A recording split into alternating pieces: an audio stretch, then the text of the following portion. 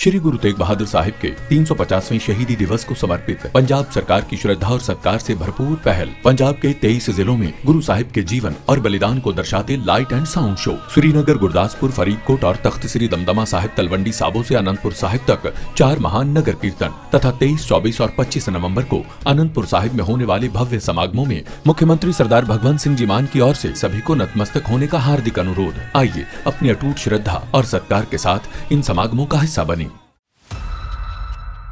नमस्कार, मैं हूं आपका दोस्त विजय विद्रोही और आप देख रहे हैं हमारा खास कार्यक्रम विजय फैक्टर। तो क्या कर्नाटक में कांग्रेस की सरकार गिरने जा रही है? क्या बड़ी टूट फूट होने वाली है? कांग्रेस के सूत्रों के अनुसार ऐसा कुछ भी नहीं होने वाला है, लेकिन मीडिया और बीजेपी को घर बैठे बना बनाया एक मुद्दा जरूर खेलने के लिए मिल गया है और ये मुद्दा बीजेपी के हाथ में खुद राहुल गांधी ने सौंपा है।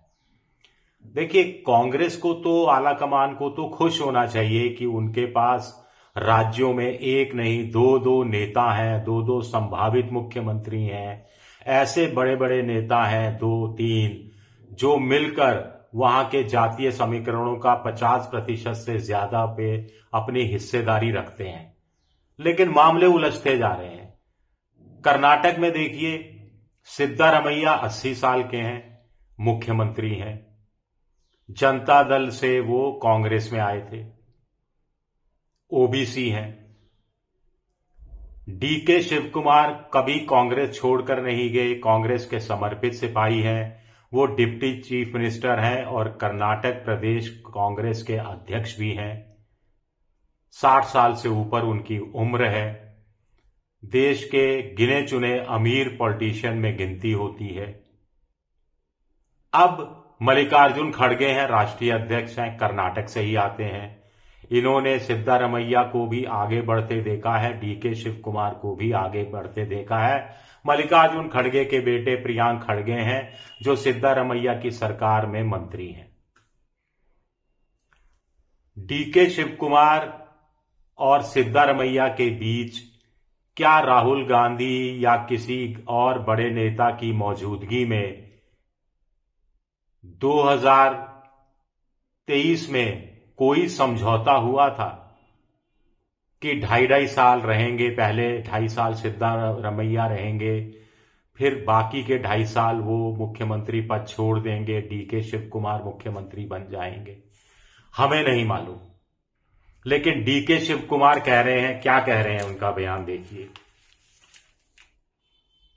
ये सीक्रेट डील है, ये 4-5 लोगों के बीच की एक सीक्रेट डील है और सार्वजनिक तौर पर वो कुछ नहीं कहेंगे।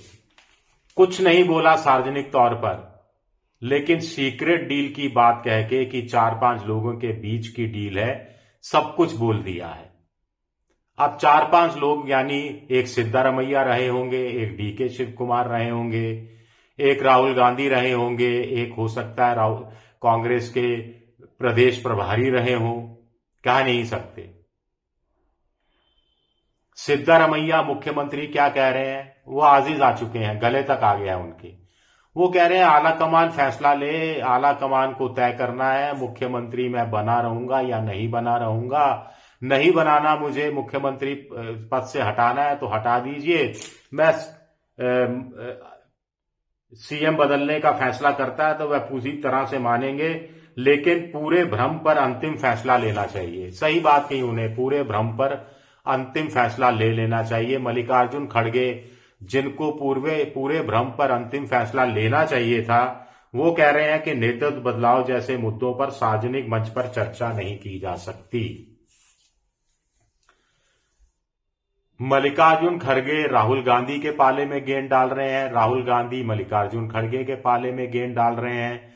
कुल मिलाकर स्थितियां जैसा छत्तीसगढ़ में हुआ था, भूपेश बघेल वर्सेस टीएस सिंहदेव, जैसा मध्य प्रदेश में हुआ था कमलनाथ दिग्विजय सिंह वर्सेस ज्योतिरादित्य सिंधिया, जैसा राजस्थान में हुआ था अशोक गहलोत बनाम सचिन पायलट, वैसा कुछ होता जा रहा है। क्या परिणाम भी ऐसा होगा? छत्तीसगढ़ में अच्छी भली कांग्रेस की सरकार चल रही थी, 2.5 साल वाला लफड़ा सामने आया, आदिवासी बेल्ट में फिर विधानसभा चुनाव हुए तो कांग्रेस बुरी तरह से निपट गई। टीएस सिंहदेव और भूपेश जो बघेल हैं, इनके बीच का झगड़ा कांग्रेस को सत्ता से बाहर कर गया। मध्य प्रदेश में तो कांग्रेस सत्ता में आ गई। ज्योतिरादित्य सिंधिया को मुख्यमंत्री नहीं बनाया गया, इस पर भी उन्होंने संतोष कर लिया, प्रोवाइडेड उनको राज्यसभा भेज दिया जाता।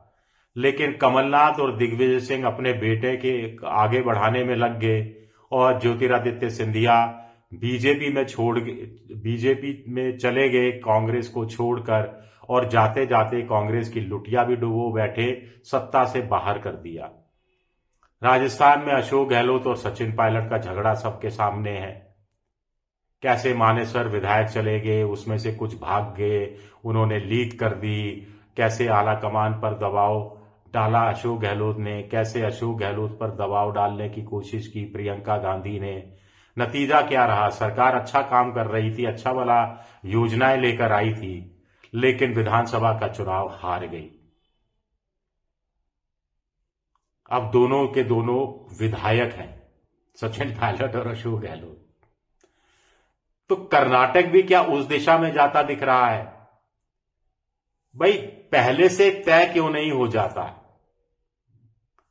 अब सिद्धारमैया और डीके शिवकुमार, अशोक गहलोत और सचिन पायलट, टीएस सिंहदेव और भूपेश बघेल, ज्योतिरादित्य सिंधिया और कमलनाथ, सारे नेता जानते थे कि पार्टी सत्ता में आई तो कोई एक ही मुख्यमंत्री बनेगा। तो पहले से ये क्यों नहीं कह दिया गया कि आपको हम मुख्यमंत्री बनाएंगे, आपको हम केंद्र में ले लेंगे? ये तब की बात है जब केंद्र में मनमोहन सिंह की सरकार होती थी। पहले कांग्रेस के लिए अपने स्थानीय छत्रपों को झेलना आसान था, क्योंकि केंद्र में उनकी सरकार थी, कई राज्यों में उनकी सरकार थी, राज्यपाल किसी को बना देते थे, किसी को केंद्र में कोई मंत्री पद दे दिया जाता था, किसी को संगठन में कोई ऊंची जिम्मेदारी दे दी जाती थी और अहम संतुष्ट हो जाता था। लेकिन कर्नाटक में अब ऐसा नहीं हो रहा है। डीके शिवकुमार कांग्रेस नहीं छोड़ेंगे, ये तय है। जब ईडी के एक मामले में उनको तिहाड़ जेल रखा गया था, तब सोनिया गांधी उनसे मिलने भी आई थी और सोनिया गांधी पर वो बहुत भारी यकीन भी करते रहे हैं। या तो सिद्धारमैया को सोचना चाहिए कि 2-2 बार के मुख्यमंत्री हो गए, 80 साल उम्र हो गई, अगली बार तो चुनाव लड़ने लायक भी शायद नहीं रहेंगे, तो क्यों ना खुशी खुशी ससम्मान विदाई लें और डीके शिवकुमार को मुख्यमंत्री बना दे। या फिर डीके शिवकुमार को थोड़ा और सब्र करना चाहिए कि 80 साल के हो गए हैं, 2028 में चुनाव होगा, तो शायद 2027 में स्वेच्छा से सिद्धारमैया जगह छोड़ दें और 1.5 साल के लिए डीके शिवकुमार को मुख्यमंत्री बने रहने दें, और सारी पावर डीके शिवकुमार के पास उस समय होगी, मुख्यमंत्री भी होंगे, प्रदेश कांग्रेस के अध्यक्ष भी होंगे और चुनाव जिताने की जिम्मेदारी भी होगी। ऐसा भी हो सकता है फॉर्मूला। लेकिन दोनों ही चीजों में मामले को शुतुरमुर्ग की तरह रेत में सर छुपाने से तूफान चला जाएगा, ऐसी आला कमान कांग्रेस की सोच कांग्रेस को खेमेबाजी गुटबाजी की तरफ बढ़ाती रही है। संगठन उसका कमजोर होता रहा है, कार्यकर्ता निराश हताश होता रहा है। ये कांग्रेस की हालत तब है जब वो भारत भर में सिर्फ 3 जगह आकर सिमट गई है। अगर अब भी इन चीजों से सबक नहीं लिया तो फिर कांग्रेस को पूरी तरह से डूबने से क्या कोई बचा पाएगा? सोचिएगा जरूर। शुक्रिया मेरा वीडियो देखने के लिए, बहुत बहुत शुक्रिया।